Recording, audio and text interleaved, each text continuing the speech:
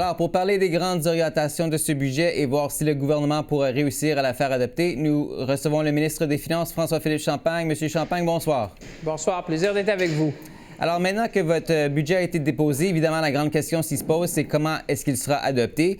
On entend que les conservateurs, le Bloc, le NPD ne sont pas toujours prêts à l'appuyer. Comment est-ce que vous entendez le faire adopter? Bien, je vous dirais, d'abord, c'est un budget d'investissement générationnel. C'est un budget qui répond aussi à la réalité dans laquelle on vit. Le monde a changé de façon très importante, à une vitesse sans précédent, aussi à une échelle sans précédent.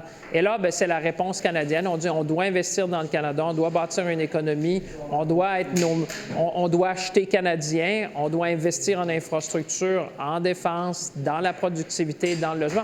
Moi, je pense qu'il y a quelque chose pour tous les partis politiques dans ce budget-là. Je pense à une mesure en particulier. Je pense, par exemple, pour le Québec. Quand on parle de faire un fonds d'investissement en infrastructure pour la santé, pour les hôpitaux, pour les cliniques, c'est le genre de choses que les gens qui nous écoutent à la maison comprennent. Et c'est pour ça que je me dis, bien, les partis d'opposition vont avoir une question fondamentale à se poser. Est-ce que vous ne seriez pas en faveur de ça? Quand vous êtes, par exemple, du côté conservateur, vous dites, bien, on va se donner les moyens de nos ambitions pour défendre la souveraineté du Canada, pour donner aux gens des forces canadiennes les moyens d'avoir l'équipement nécessaire. Quand je regarde du côté du NPD, écoutez, même le Congrès du travail canadien dit, pour une fois, des mesures budgétaires qui mettent les travailleurs au cœur de la stratégie économique du Canada. Vous savez, il y a beaucoup de bonnes choses là-dedans. Et c'est pour ça que je me dis, ces gens-là devront se poser cette question-là.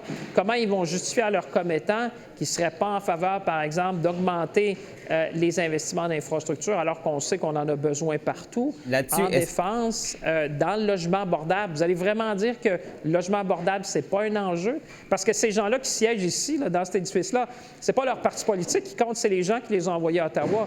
Est-ce qu'ils vont être capables de regarder leurs commettants dans les yeux en disant, bien moi, je ne suis pas tellement en faveur, par exemple, d'investir dans les infrastructures de santé, vraiment, à un moment où on en a besoin dans nos hôpitaux? Ça va être difficile, je pense, pour eux. Est-ce que vous avez donc déjà amorcé des discussions avec le NPD parce qu'ils laissent quand même la porte ouverte, eux, comparé aux autres partis? Je l'ai mentionné, les conservateurs, le Parti vert, le Bloc québécois. Donc, est-ce qu'il y a des discussions, des pourparlers en ce moment avec le NPD?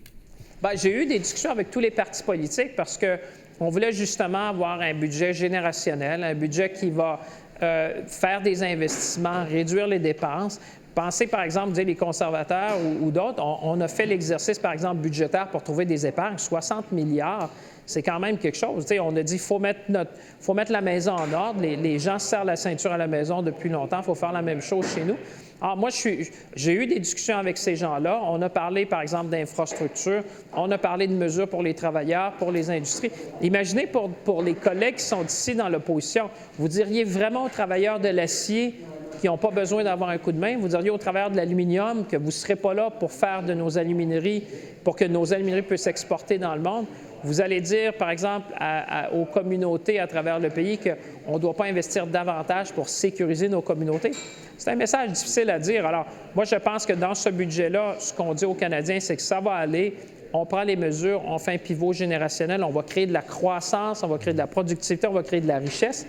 Moi, je pense que les collègues devront se poser cette question-là. Comment, face à leurs commettants, pas leur parti politique, mais leurs commettants, comment ils arriveraient à dire qu'ils ne sont pas en faveur de mesures qui vont aider les gens qu'ils représentent?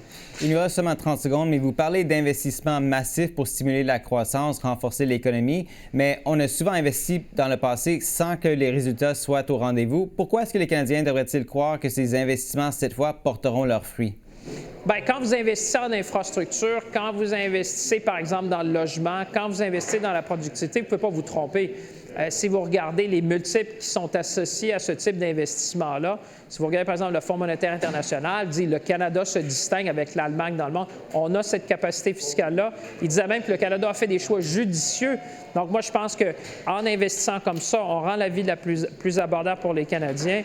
On investit dans le logement, on va se donner des infrastructures pour être capable d'exporter nos biens à l'étranger et en même temps, on va protéger nos communautés, tout en faisant que nos PME à travers le pays puissent bénéficier de ces crédits-là d'impôt pour investir dans la technologie, l'équipement, et les édifices qu'ils ont besoin pour produire. Moi, je regarde ça et je me dis, si vous êtes un fermier dans l'Ouest, si vous êtes quelqu'un dans l'aluminium au Québec ou un travailleur de l'auto du côté de l'Ontario, je pense que vous voulez entendre que votre gouvernement est là pour vous, avec vous durant cette période-là plus difficile. Puis c'est la réponse qu'on donne dans le budget de 2025.